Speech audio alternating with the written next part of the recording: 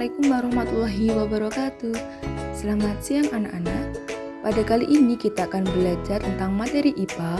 Tema 4, sehat itu penting. Subtema 1, peredaran darahku sehat. Pembelajaran 1.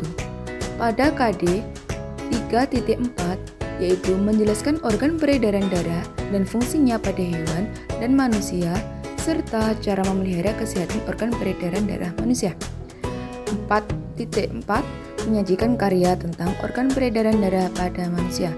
Nah, untuk tujuan pembelajarannya, dengan kegiatan mengamati gambar peredaran darah manusia, siswa dapat menjelaskan organ peredaran darah dan fungsinya pada manusia secara rinci.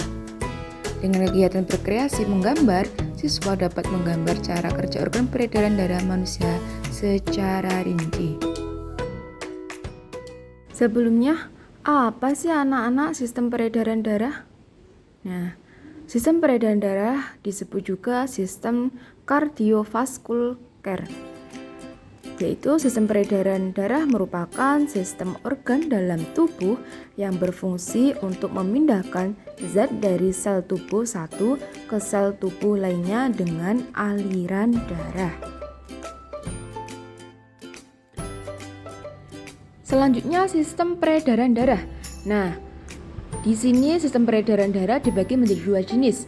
Yang pertama ada sistem darah terbuka, yaitu darah tidak mengalir melalui pembuluh darah. Contohnya pada hewan serangga. Nah, gambarnya seperti yang ada di samping. Jantung serangga ketika berdenyut, maka darah dipompa ke aorta. Selanjutnya, darah dikeluarkan dari aorta menuju jaringan tubuh. Sebaliknya, darah dari jaringan tubuh dapat kembali ke jantung melalui pori-pori. Jadi, pada hewan serangga, sistem peredaran darahnya tidak melalui pembuluh darah. Yang kedua, yaitu jenis sistem peredaran darah tertutup atau darah mengalir melalui pembuluh darah. Contohnya pada hewan vertebrata dan manusia. Apa sih darah itu? Nah, darah merupakan bagian dalam tubuh yang berperan untuk memindahkan zat dari sel tubuh satu ke sel tubuh lainnya. Nah, contoh darah itu seperti apa? Seperti yang ada di gambar tersebut yang dipanah. Darah merupakan bagian dalam tubuh yang berperan untuk memindahkan zat dari sel tubuh lainnya. Nah, darah pada manusia mengalir dalam pembuluh darah. Berikut komponen darah. Darah tersusun dari plasma darah dan sel darah. Plasma darah merupakan komponen yang terwujud cair sebanyak 55-60%. Bagian darah berupa plasma darah. Nah, anak-anak perhatikan gambar. Ketika komponen-komponen darah kita pisahkan secara sentrifugasi, maka kita akan mudah mengerti komponen-komponen darah. Nah, plasma darah yang berwarna kuning, lainnya yaitu sel-sel darah. Komponen darah. Nah, sel darah ada 3 macam. Yang pertama ada sel darah merah atau yang disebut juga dengan eritrosit. Yang kedua, sel darah putih atau leukosit. Nah, di sini sel darah putih dibagi menjadi 5. Yang pertama ada monosit, eosinofil, basofil, limfosit, dan neutrofil. Nah, selanjutnya sel darah merah yang ketiga yaitu keping darah atau trombosit atau disebut juga dengan platelet. Berikutnya yaitu fungsi darah. Nah, di sini fungsi darah ada 6. Yang pertama, mengangkut dan mengedarkan oksigen dari alveolus ke seluruh tubuh. Yang kedua, mengangkut karbon dioksida dari sel tubuh ke alveolus. Yang ketiga, mengangkut dan mengedarkan sari makanan ke sel-sel tubuh. Yang keempat, mengangkut sisa-sisa metabolisme ke organ ekskresi atau pembuangan. Yang kelima, mengangkut hormon dari kelenjar endokrin ke organ tubuh tertentu yang disebut juga dengan plasma darah. Dan yang terakhir, melawan bibit penyakit atau sel darah putih atau leukosit. Sistem peredaran darah. Sistem peredaran darah manusia merupakan sistem darah tertutup karena darah mengalir melalui pembuluh darah. Nah, organ yang terlibat yang pertama ada jantung, pembuluh darah, dan paru-paru.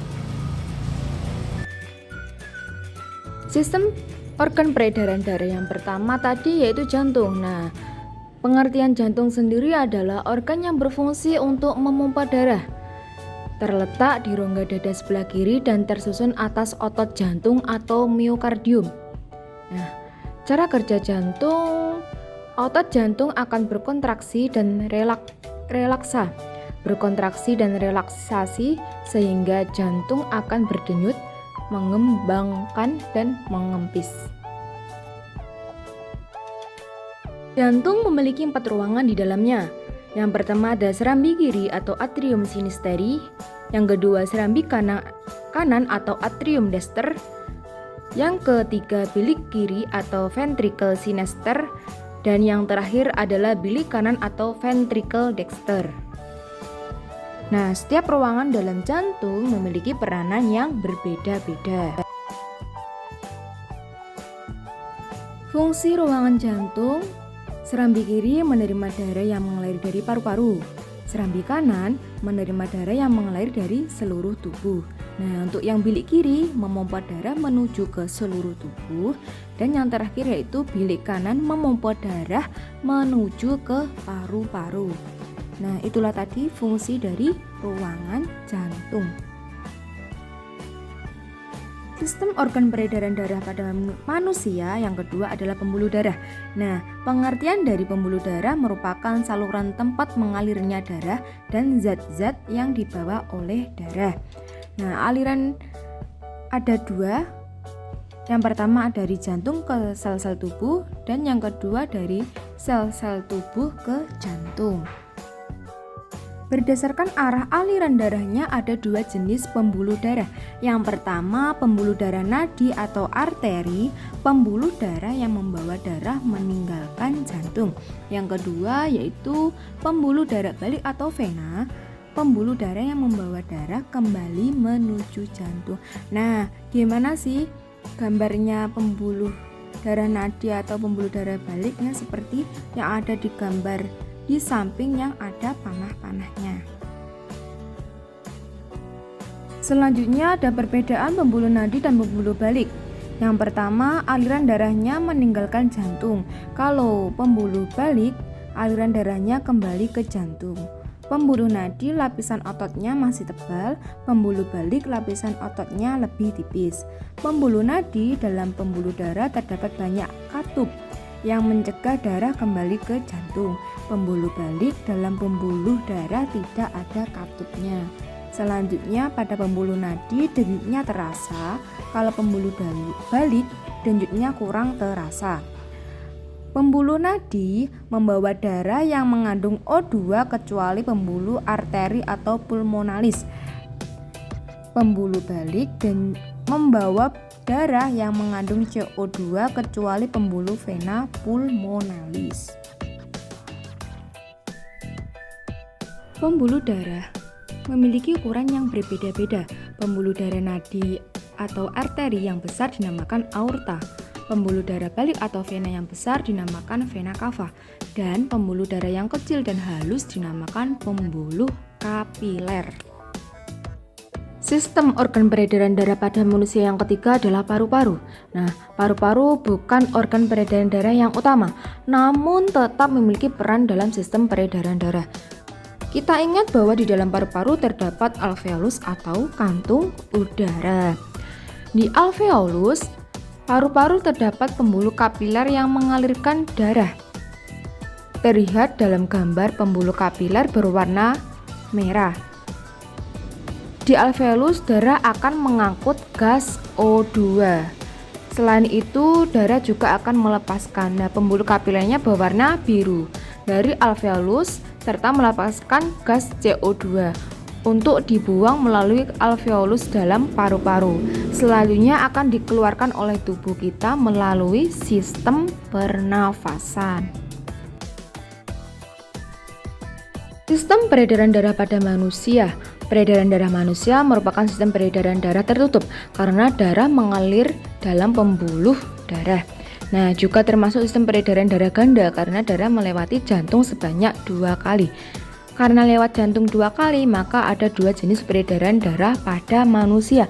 Yang pertama ada peredaran darah kecil dan yang kedua peredaran darah besar. Nah, berikut ada proses terjadinya sistem peredaran darah kecil dan sistem peredaran darah besar pada manusia. Perhatikan gambar tersebut ya anak-anak. Kali ini kita akan mengamati tentang sistem peredaran darah. Nah, pilih satu persatu ya anak-anak. Yang pertama ada peredaran darah kecil pada manusia. Prosesnya yaitu darah mengalir dari serambi kanan menuju bilik kanan. Kemudian darah akan mengalir melewati arteri pulmonalis menuju ke paru-paru.